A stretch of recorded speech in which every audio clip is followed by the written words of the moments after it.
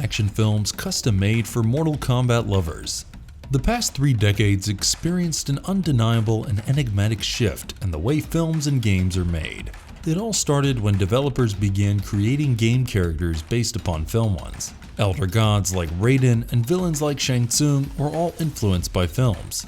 Later, the mid-90s brought the era of cutscenes, where the game would take control from the player and describe a backstory or lore. By now, games had immersive storytelling and effective cinematic techniques to give the players a film-like experience. Directors started making more game-based films, chock full of visual effects and CGI. Mortal Kombat is a textbook example of a game that initially was influenced by Hollywood and later went a step further to impact the crafty nature of studios. Jean-Claude Van Damme starred in 1992's Universal Soldier, and its producers approached Midway Games to create a game adaptation. Midway Games saw this as an opportunity and approached Jean-Claude on their own with a proposal to make a title based on his other film Bloodsport. Both parties shook on it, and that's when Boon and Tobias were called on board to create Mortal Kombat. Long story short, a game that was to be a vehicle for an actor became way bigger than anyone would have imagined. Not Boon or Tobias, and certainly not Van Damme. Since Mortal Kombat continues to steadily influence more flicks, we decided to compile a list for you that will take you on a nostalgic journey. Before we go into our explanation, we have a very small request. If you like our content, please support us by subscribing to our channel. This is a small click for you, but for us, it means a lot. Thank you. Let's begin.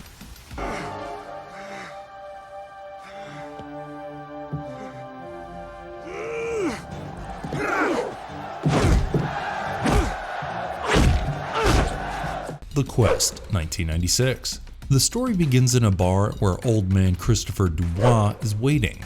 Soon the saloon is attacked by a bunch of goons attempting to rob the place. Dubois fights and defeats the thugs in hand-to-hand combat.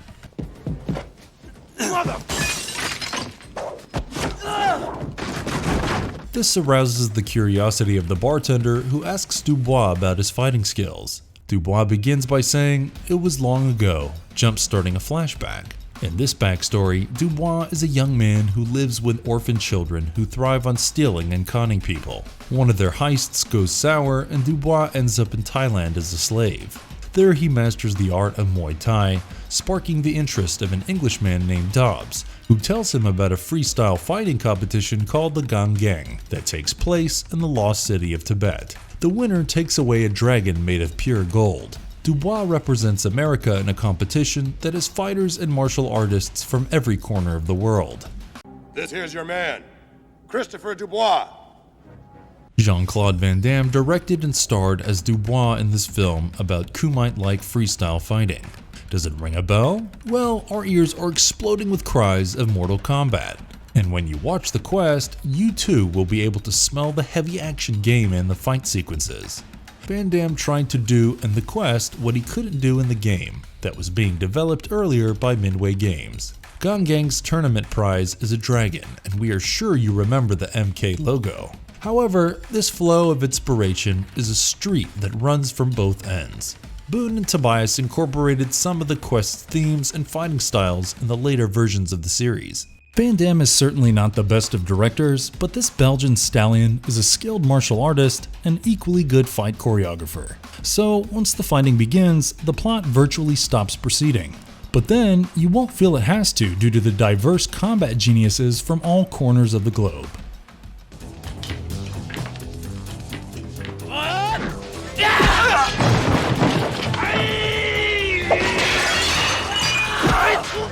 Big Trouble in Little China, 1986. Wide-mouthed but eccentric truck driver Jack Burton arrives in San Francisco's Chinatown.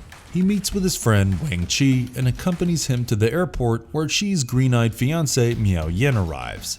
However, she is kidnapped by a Chinese gang called the Lords of Death. Jack and Chi trail the group and get involved in a battle between the Chinese warrior societies of the Changxing and Wing Kong, as well as 3 mystical warriors named Rain, Thunder, and Lightning.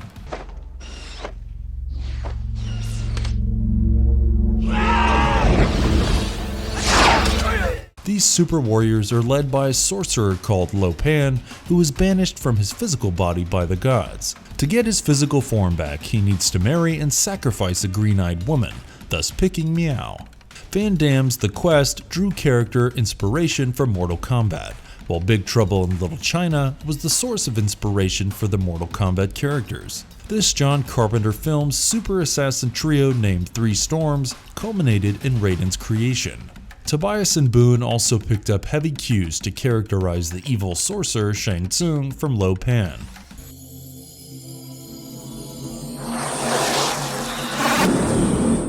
According to designer Tobias, the creators paid homage to the film by incorporating these characters. Mortal Kombat is a universe that blends together martial arts from the oriental parts of the world with the boxing and bullet style of the West. This Kurt Russell star does precisely the same by incorporating the themes of mysticism with that of reality.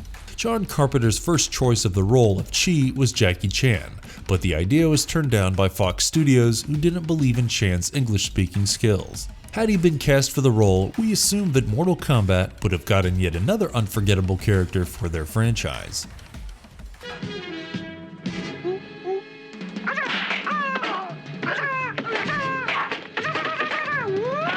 Game of Death, 1979.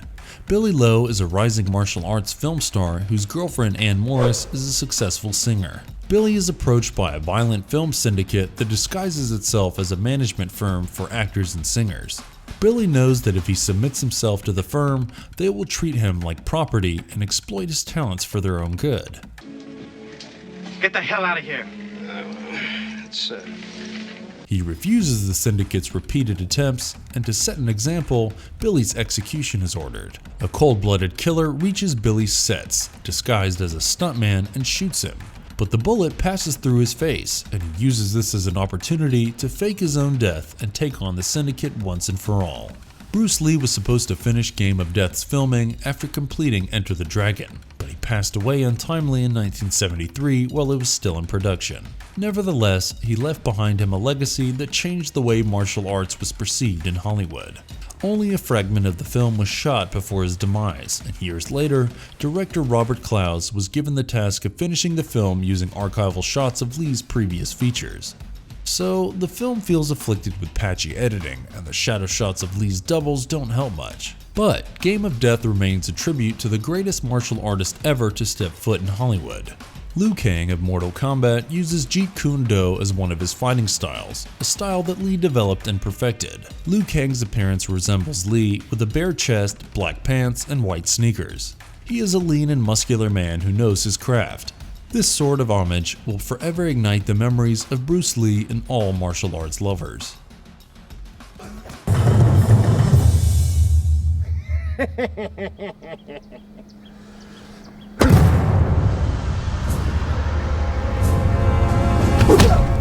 Yamada, the samurai of Ayothaya. Yamada Nagamasa is a samurai who lives among the Japanese soldiers hired by the kingdom of Ayothaya to fight an impending Burmese invasion. The troops live in and serve the Thai king because they're out of employment in their homeland. One day, a group of Burmese mercenaries attack and almost kill Yamada before he is saved by the king's men. He learns that the mercs were his fellow Japanese friends and soldiers disguised as the Burmese. The Ayothaya people treat him and teach him their native martial art. Due to this hospitality, Yamada pledges his allegiance and life to the king and his cause. He vows to avenge the ill fate that his native people befell upon him. Yamada Nagamasa is played by Seiji Ozeki, a Muay Thai genius in real life. His expertise makes the film a thrilling experience to the lovers of martial arts and Mortal Kombat, or perhaps the general audience as a whole. The character of Nagamasa is based on a real historic event of the 17th century Thailand when a Japanese adventurer by the same name rose in ranks to become governor in the Thai kingdom of Ayothaya. Yamada's beauty remains in the detailed depiction of the learning process of martial arts, and who would do it better than filmmakers and actors who were born and brought up among those deadly fighting styles? The story is largely minimal and predictable, but the bone-breaking and rib-cracking fight sequences between the Muay Thai expert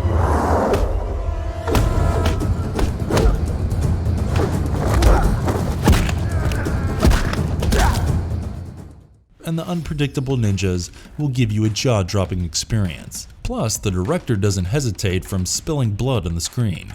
Hand-to-hand combat is supported with some really graceful sword fighting sequences to build a deeper thrill.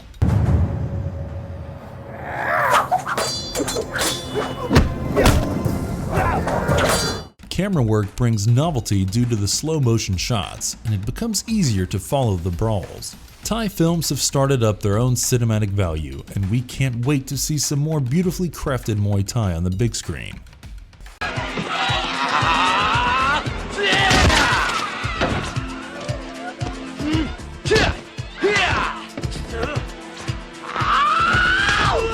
Street Fighter II, the animated movie, 1994. Ryu, or Ryu, is a young nomad who doesn't stay for long at one place. He's also the most skilled fighter in the world, whose legendary stories have traveled to Bison, the leader of the criminal organization called Shadow Law. Bison has been on the lookout for a fighter with the skills of Ryu, or Ryu, and sets out to find him. At this quest, Bison meets with Ryu's childhood friend Ken, who trained with him under the same martial arts master.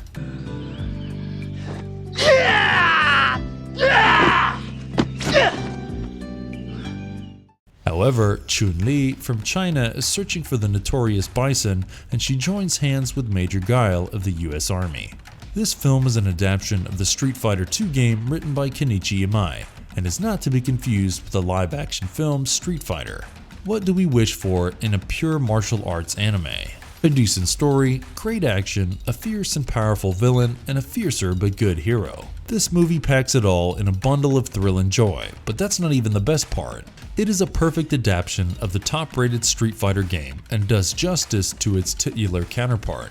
The characters have been skillfully animated, and you could see real actions and emotions in the fight sequences. Every dragon punch and skin kick that lands on a combatant reflect realism, just as it would happen in a real fight. Viewers who have played the game will love the flick. For those who haven't, they will definitely want to give it a try.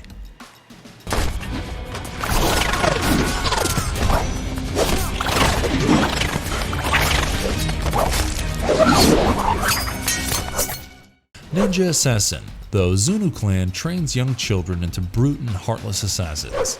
These ninjas are sent on missions to commit political murders. Reizo is one such orphan who grew up with the clan and was brutally trained, but unlike his colleagues, he has seen enough killings. His first experience with the clan's cruelty was when his love interest Kiriko was killed by the leader because she tried to flee.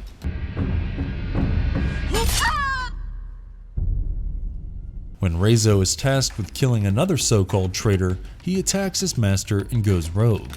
Meanwhile in Berlin, a Europol officer named Mika Coretti finds evidence about the existence of this secret clan of master assassins and is attacked only to be saved by Reizo.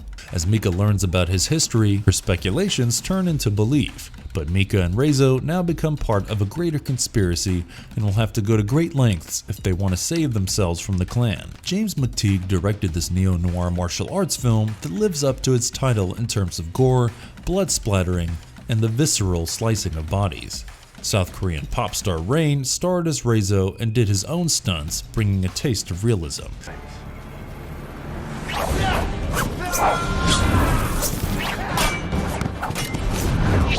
Ninja Assassins wanted to be a film about killing, and it does so with charm and flamboyance. Victims are eviscerated, beheaded, and exploded with finesse only matched by video games. Slashing and slaughtering have been depicted so well that they are ridiculously believable. Achieving these was a tough job, but director James made abundant use of SFX and VFX and studied anime like Samurai Champloo and Ninja Scroll to fashion the film like anime. That's dedication.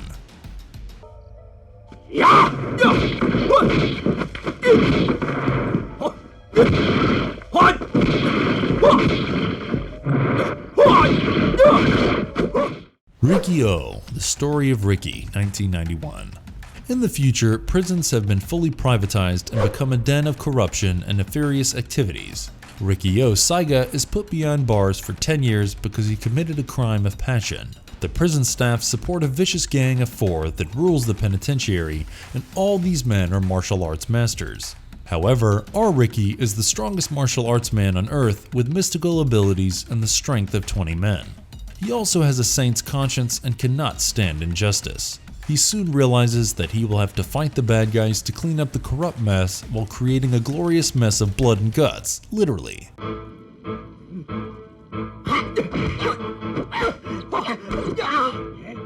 The film is based on the Japanese manga Riki-Oh by Masahiko Takajo and Sarowatari Tetsuya, and it is a gore fest for all our dear gorehounds. Riki has the most powerful punches and doesn't hesitate from using them to make a hole in the guts of his opponents. There's a scene where Riki ties his wounds using his own veins. These scenes are still inferior in comparison to Riki's final battle with the boss-like enemy.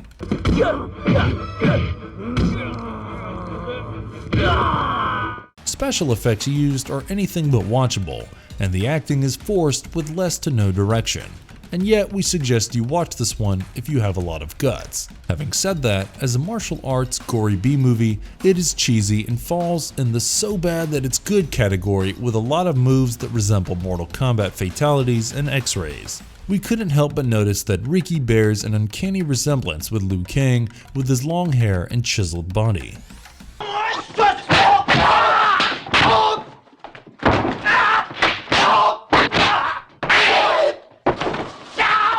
The Street Fighter, 1974. Skilled martial arts master Terry Tsurugi helps a man on death row escape prison on the behest of his two siblings, yet the siblings refuse to pay up. Meanwhile, a billionaire has died, leaving behind an enormous wealth to his daughter Sarai. As Terry hears of a plan to kidnap the daughter, he offers her protection. He cares about his money but prioritizes Sarai, and when thugs attempt to nab her, he will have to land punches and kicks to whoever comes in his way. As should be expected, what follows are bone-crushing martial arts sequences. The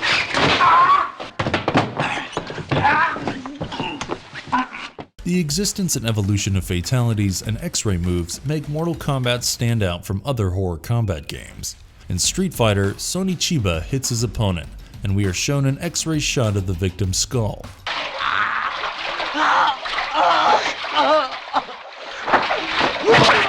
This was later picked up by Ed Boon and John Tobias and turned into X-ray vision fatality finishing moves. The Street Fighter has the glory of being the first film in the United States to bag an X rating for a single reason, and that reason also happens to be the source of its X factor. Yes, we are talking about Sonny Chiba's unrelenting gory violence.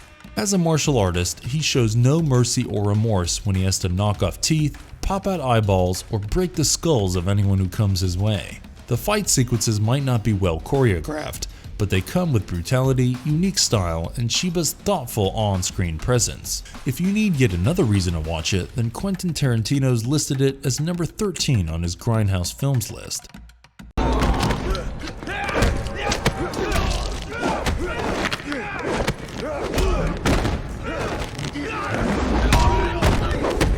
Ninja, 2009. Casey Bowman is an American who goes to Japan to learn ninjutsu from Sensei Takeda, whom he impresses with his skills and perseverance.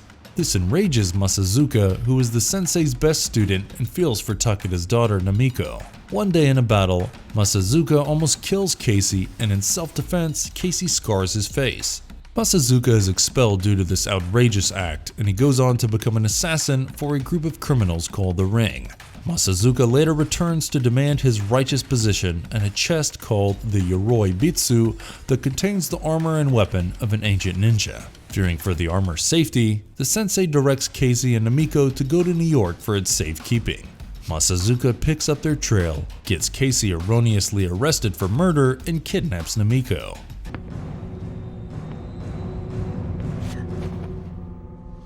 Casey will now have to fight Masazuka in the ring while saving Namiko in the chest. Probably the only problem with the film is its twitchy plot, which gets hidden behind character development and creating a backstory. As soon as director Isaac Florentine felt that enough fodder had been given to kick in the action, Ninja more than became the movie it aimed to be. Fight sequences are easy to follow and choreographed beautifully, and the best thing is that it starts off immediately.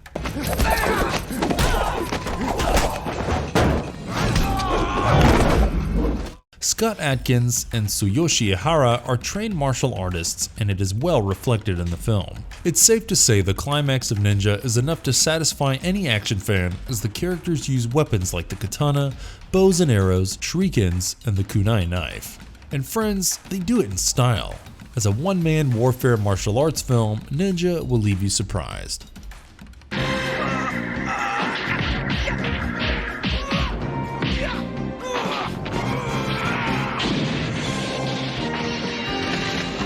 Fatal Fury, the motion picture, 1994. Anyone who found the 6 pieces of a legendary armor would get the powers of Mars, the Roman god of war. However, the armor gradually takes a toll on the wearer and drives him or her towards insanity and uncalled violence. A young millionaire sets to find these pieces. As he slowly becomes a killing machine, his sister Celia worries for him. The armor of Mars will be mine, and when I possess it all, I will become a god! She joins hands with Terry, Joe, Andy, and Mai to stop Leocorn from retrieving the rest of the pieces and bringing global destruction. The point is that if my brother manages to collect all 6 pieces, the curse of Gaudamus will overtake him. Fatal Fury, the motion picture, is based on the SNK video game series called Fatal Fury. It is part of a 3-film trilogy, with the other 2 being Fatal Fury 2, The New Battle, and Fatal Fury Legend of the Hungry Wolf. Both Leocorn and Celia set out on journeys to find a few lost historical artifacts with mythical values, and in the journey, they of course indulge in high-octane martial art fighting sequences. This is sufficient evidence to make the viewer feel that it's a cross between Indiana Jones and Mortal Kombat.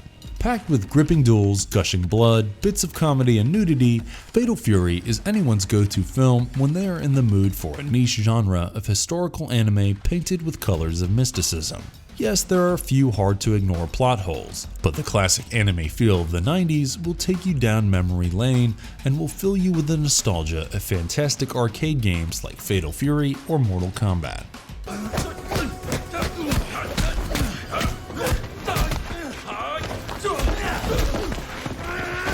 Triple Threat 2019. In a small Southeast Asian village, Devereaux and Joey rescue their leader Collins in fierce combat. The rescue attempt leads to the death of local villager Jaka's wife.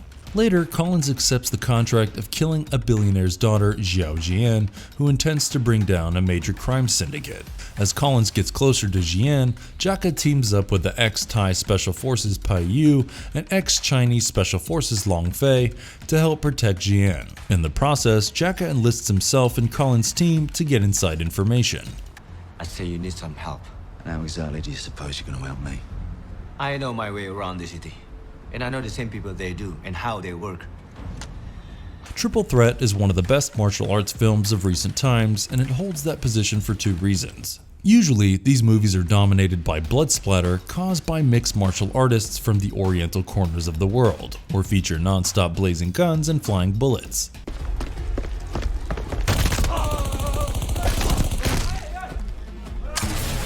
Filmmaker Jesse V. Johnson has successfully blended these 2 concepts from far ends and wraps the elegantly violent action around a decent storyline to leave the audience with high adrenaline levels. But Jesse probably thought this wouldn't be enough, so he brought in the greatest of contemporary martial arts and action heroes, including Tiger Chen, Selena Jade, Scott Adkins, Tony Jaa, Michael White, Iko Uwais, Michael Bisping. Once Silat, Muay Thai, and Kung Fu take over the screen, they never seem to cease entertaining. It all comes down to an epic final showdown, with each of the actors showcasing their brute force and pure talent. Scott Adkins is exceptional in the negative role.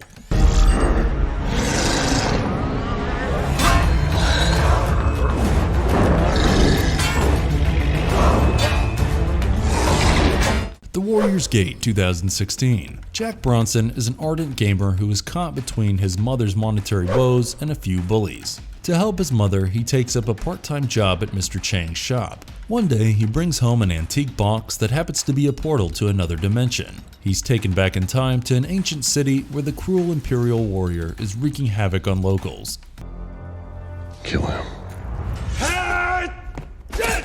To Jack and everybody else's surprise, he could use his gaming kung fu skills in real life, and gets involved in cross-culture cross-time romance with damsel in distress Princess Su Lin. As a reasonably decent attempt at blending Chinese and American cultures, The Warrior's Gate feels like a modern version of Big Trouble in Little China. Despite being written by acclaimed director Luc Besson, the film is plagued with plot holes and inexplicable events. However, as a science fantasy action film, it does well. The martial arts sequences will keep you gripped, Plus, the silly romance between a contemporary teenage boy and an ancient princess is strangely amusing with doses of water. The absurd makeup of the bad guys from ancient China adds additional unintended humor. WWE champion David Bautista does fairly great as the mean, strong, and miserably cruel Arun. The Warrior's Gate settles for being a fun, lighthearted flick and doesn't exceed the expectations that it set in itself. Whoa, stop that please, it's a total buzzkill. We hope you like this specially curated list of films that take inspiration from and inspire the gaming world alike, especially Mortal Kombat. If you wish to know the backstories and lore behind the greatest Mortal Kombat heroes and villains, then check out our title, 11 Demented and Tragic Backstories of Mortal Kombat Characters. And if you liked our content, don't forget to leave a like and subscribe to us if you haven't already. Have a good one and be safe. Thanks everyone.